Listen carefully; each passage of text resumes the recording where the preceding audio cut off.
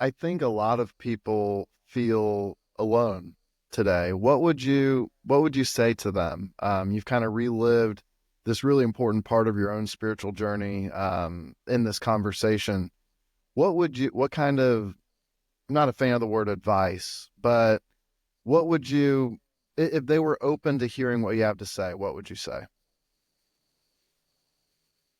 That's a tough one because I think there are a lot of people alone today. I know when Mother Teresa came to Cincinnati, one of the friars there asked her to come, and she did come. And I was there taking pictures because I used to work as a photojournalist. And she said that she had, of all the countries of the world, the country she felt the most loneliness in was the United States.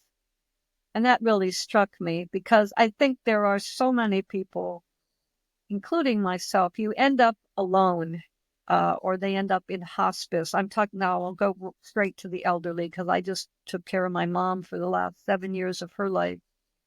And she kept asking this question, where is everybody?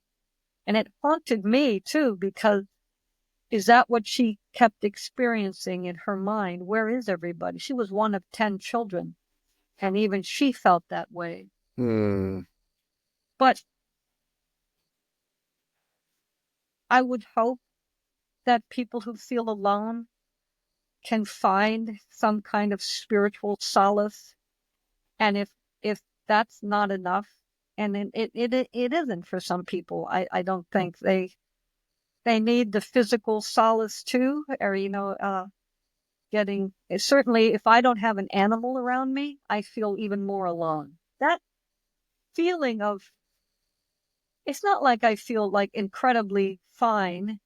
I'm not alone. It's more like I know there's something there. I never feel like that is absent, but I don't always feel totally attached, if you know what I mean. And trying on a daily basis to keep that attachment is something we can all do if we meditate and but joining a group, uh, a prayer group, but I don't know. I mean, it's a great question. I don't think I've answered it very well. It's an answer that I still search for sometimes, but Yeah. it's a Well, hard, yeah. hard question. Well, one of my, as you were talking, I thought of one of my favorite philosophers, a guy named Peter Rollins, Irish guy. He talks about, he does kind of a play on words with the words all one. He says you can't spell all one without alone. Uh, And in that, I mean, you could interpret that all kinds of different ways. But for me personally, it makes me think about how it's almost as if emptiness and oneness both collide somewhere. yeah, Like it is terrifying and as out of control or disoriented or dizzied as I sometimes feel when I'm overwhelmed with that feeling of aloneness, that maybe if I'm open to it, there's an all oneness there as well. You know what I'm saying? Like, I I think I do. I do. I mean, I can understand what you're saying, and I love the phrase. I'll have to think about that one myself, right? But I know that the darkness wants us to feel alone.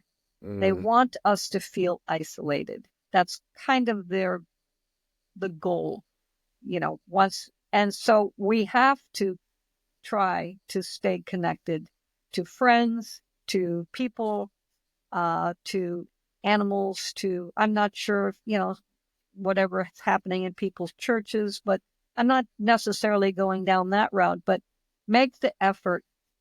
I text people, my friends, all the time. I'm always saying hi, how are you? And I've had some members of my family or friends. I take a lot of pictures at the beach in the morning of whatever I see, and then I'll send them to different friends.